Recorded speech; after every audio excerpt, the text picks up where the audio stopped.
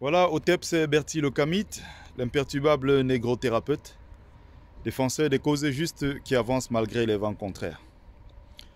En espérant que cette courte vidéo vous apportera un plus, vie, force, santé. Otep à ma famille Kémit. Otep, bienvenue, salut. Donc partagez. Je vais aborder, n'est-ce pas, un sujet subsidiaire, hein. Ce n'est pas vraiment le problème le plus important en ce moment dans notre pays, le Cameroun. Raison pour laquelle je commence d'abord par justice pour Martinez Zogo. Justice pour Martinez Zogo. C'est le point central, c'est le point clé. C'est le plus important, c'est ce qui doit attirer notre attention. Justice pour Martinez Zogo. Jusqu'au bout, on doit crier justice pour Martinez Zogo. Justice pour Martinez Zogo. Donc, il y a un communiqué en circulation qui m'a fait rigoler. Le communiqué des chefs, de quelques chefs traditionnels Mbo, qui revendiquent la paternité du Koki. Et qui ont pondu ce communiqué. Pourquoi? Parce qu'ils ne veulent plus que les Bamileke, notamment les Bamileke de Bazou, continuent à faire leur festival du Kukra, c'est-à-dire le festival du Koki. C'est-à-dire que ça m'a fait éclater de rire depuis hier, c'est-à-dire que dans un pays avec des sérieux problèmes comme le Cameroun, ces chefs traditionnels ne se sont pas réunis pour envoyer un mémorandum à Paul Biya et dire que c'est de trop, tu as abandonné nos villages. Ils n'ont pas accusé leurs élites ventrues et tous corrompus. Ces chefs traditionnels n'ont pas revendiqué, n'ont pas écrit pour se plaindre du manque d'eau, du manque d'électricité, des salles de classe, des centres de santé en pays Mbo. Ils pondent un communiqué pour parler du Koki. Non mais attends, il faut être sérieux. Il faut être sérieux. Peut-être que le Koki, à la base, c'est pour les Mbo. Peut-être que ça ne l'est pas. Déjà, ils disent que les Mbo, tous ces peuples-là, les peuples Sawa sont les peuples de la côte. Comment les Mbo ont fait déjà pour se retrouver dans les montagnes du Mungo? Ça, c'est une question qu'il faut se poser. Je vais aborder ça vers la fin. Mais je vais continuer mon enregistrement en parlant de ce Koki. Le Koki, par exemple, chez les Bamileke, nous on appelle ça Kukra. Ça peut être peut-être une déformation des Ekoki. Peut-être qu'ils ont raison, peut-être qu'ils n'ont pas raison. Mais ce n'est pas ce qui est intéressant. Le plus intéressant ici, c'est de partager sa culture. Le plus important ici, c'est que le Koki fait partie du patrimoine culinaire camerounais. Il faut que ça circule. Il faut partager avec les autres parce qu'on ne restera pas vous attendre. Donc, revenons donc sur la paternité du Koki. Moi, je sais qu'en tant que Bamileke, quand les Bamileke sont arrivés dans un endroit, ils ont découvert un mets, par exemple.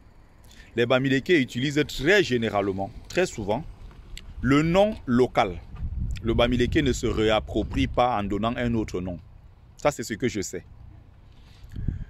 C'est comme ça que ça fonctionne dans tous les pays du monde, dans toutes les parties du monde, c'est comme ça que ça fonctionne.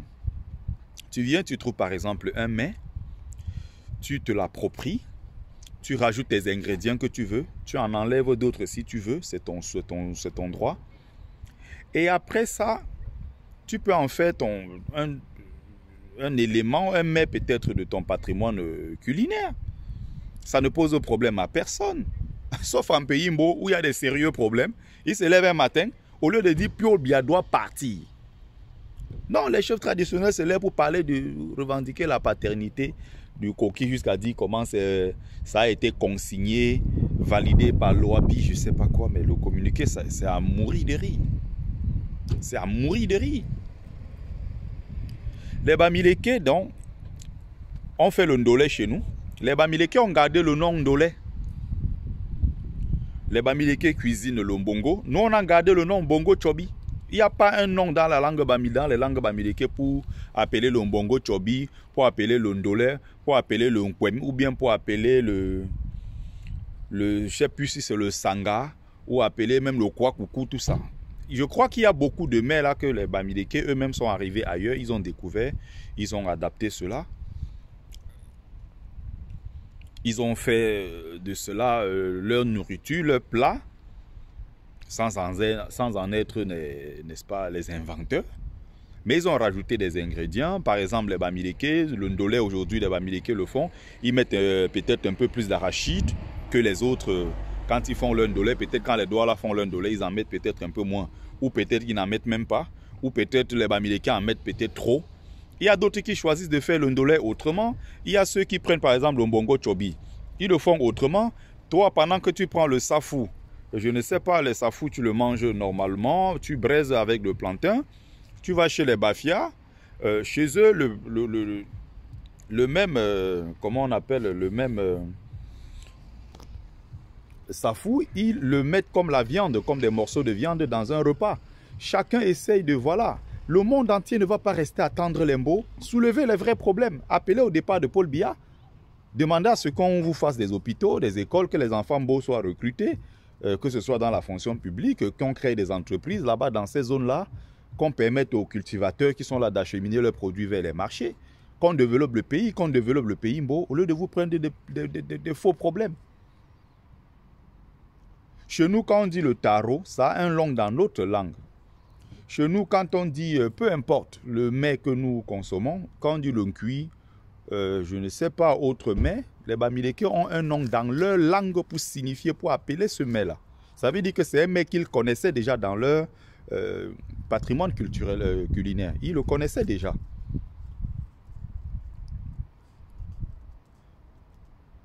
Les Bamileke, il n'y a pas un nom chez nous pour parler de, pour appeler le ndolé qui soit un nom spécifique au Bamileke. Nous on dit ndolé comme tout le monde.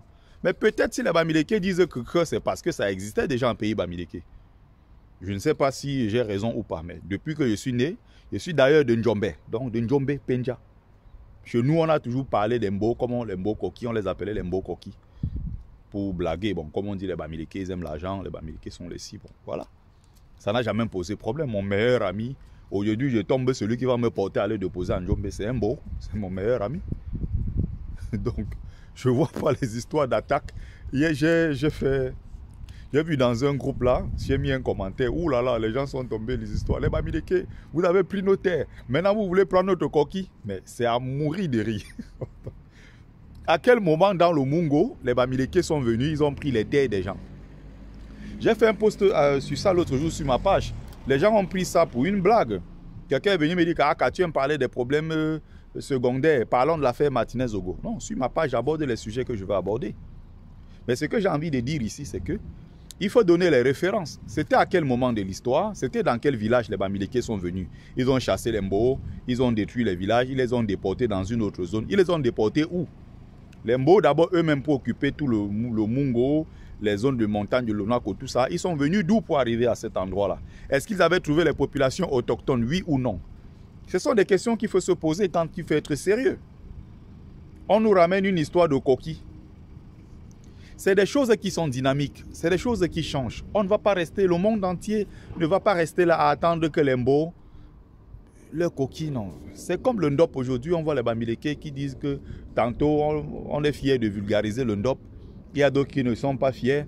Le monde entier ne va pas rester à attendre les Bamileke et le Ndop, ou bien les Grasses-Îles en général. Parce que ce n'est pas seulement en pays Bamileke qu'il y a le Ndop. Le monde entier ne va pas rester à attendre. Non. Le monde évolue, c'est dynamique. Une identité n'est pas quelque chose de fixe. Ça change, ça évolue. Toi, tu vas prendre telle chose, tel élément aujourd'hui pour cuisiner. Quelqu'un d'autre, par rapport à l'environnement dans lequel il se trouve, il va rajouter tel condiment parce qu'il y a ça dans son environnement naturel. L'autre ne va pas rajouter parce qu'il n'y en a pas, il n'a même pas connaissance d'ailleurs de ce condiment-là. Les choses, ils vont adapter, réadapter, adapter, réadapter et on avance. Le monde avance. C'est quoi cette histoire de coquille? Au moment où on parle de Martinez-Ogo, au moment où on parle du départ de Biya, au moment où on parle de chasser tous ces gens-là qui sont au pouvoir pour reconstruire notre pays. Mais c'est ridicule. Mais c'est d'un ridicule pas possible. C'est d'un ridicule pas possible. Il y a ce qui est toujours accessible aux profanes et ce qui est accessible aux initiés. Je précise ici pour que les Bamileke comprennent. Laissez l'affaire du débat de Ndop. Le Ndop peut faire le tour du monde, c'est notre fierté. Ça représente valablement le Grassfield. Ce sont des éléments de notre cosmogonie qui sont mis en avant. Ce sont ces éléments-là qui représentent notre peuple. On doit être fier du Ndop. On doit être fier de ces tissus. Que ce tissu fasse le tour du monde, c'est notre fierté. Mais ceux qui sont de l'extérieur, les profanes, ne sauront jamais véritablement ce qui se passe à l'intérieur. Ils vont avoir quelques bribes d'informations que les grands initiés veulent donner aux profanes, aux non-initiés. Si vous allez même dans les cercles maçonniques, les cercles ésotériques, vous allez dans toutes les organisations secrètes et tout, il y a toujours ce qu'ils font, les journées portes ouvertes. Voici ce qu'on vous donne. Il y a même des livres écrits, Introduction à la franc-maçonnerie, qu'est-ce que la franc-maçonnerie, qu'est-ce que la Rose-Croix. Il y a des livres écrits dessus. Mais chez nous, on veut toujours faire comme si... Non, laissez la possibilité aux gens. Mais il faut consigner cela. Il faut que les pères qui ont gardé ce patrimoine depuis 100 ans, 2 siècles aujourd'hui, soient valorisés, qu'ils soient récompensés pour leur travail, qu'on fasse de ceux-là les véritables héros, qu'on crée un panthéon, finalement, voilà, si c'est possible, pour mettre tous ces gens-là, parce qu'ils ont fait un travail de conservation, n'est-ce pas, de tous ces éléments-là, de la cosmogonie, Grassfield en général. C'est tout un patrimoine à sauvegarder. Mais on n'a pas à dire aux gens que le Ndop, c'est seulement pour nous, les Bamileke, et que les autres ne doivent pas le mettre. Il faut arrêter ces bêtises. Le Bogolan, moi-même, j'ai le Bogolan à la maison.